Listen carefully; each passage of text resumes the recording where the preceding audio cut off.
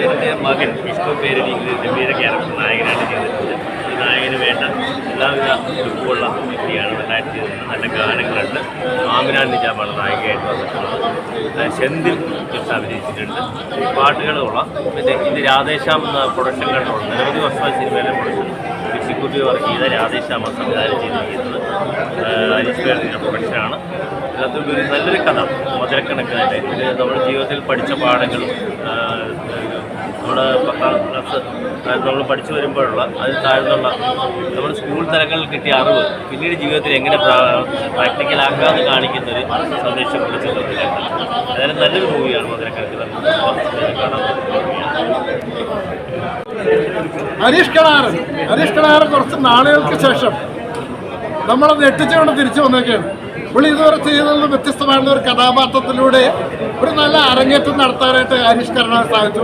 അതിന് കളമൊരുക്കിയ പ്രൊഡ്യൂസർക്കും സംവിധായകരും നന്ദി പറയാനും കൂടി ഈ അവസരം ഞാൻ വിനിയോഗിക്കുന്നു. Thank you all. നല്ല മൂവിയാണ്. എൻ്റെ അച്ഛൻ്റെ ആദ്യത്തെ ഡയറക്ഷനാണ്.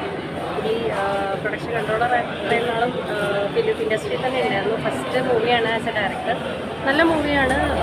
ഒരു ഫുൾ ഫാമിലി ത്രില്ലർ എൻ്റർടൈനറാണ്. എല്ലാവരും കാണണം. വളരെ നല്ലൊരു മൂവിയാണ്. ഒരുപാട് കാസ്റ്റ് ആൻഡ് ക്രൂ ഉണ്ട്. നല്ല മൂവിയാണ്. Thank you. പടം സൂപ്പർ. ഒരു ഫാമിലി സബ്ജക്റ്റാണ്. എല്ലാവർക്കും തിയേറ്ററിൽ വന്നിട്ട് കണ്ടാലാണ് അതിൻ്റെ ഇത് മനസ്സിലാവുന്നത്. ശരിക്കും നമ്മൾ ഒരുപാട് വർഷങ്ങൾക്ക് നേരത്തേക്ക് കണ്ടുകൊണ്ടിരുന്ന പടം പോലെ എനിക്ക് ഫാമിലി സബ്ജക്റ്റ് കിട്ടിയിട്ട് ഒരുപാട് വർഷമായി. നല്ലൊരു സബ്ജക്റ്റ്. എല്ലാവരും തിയേറ്ററിൽ വന്ന് കാണാൻ.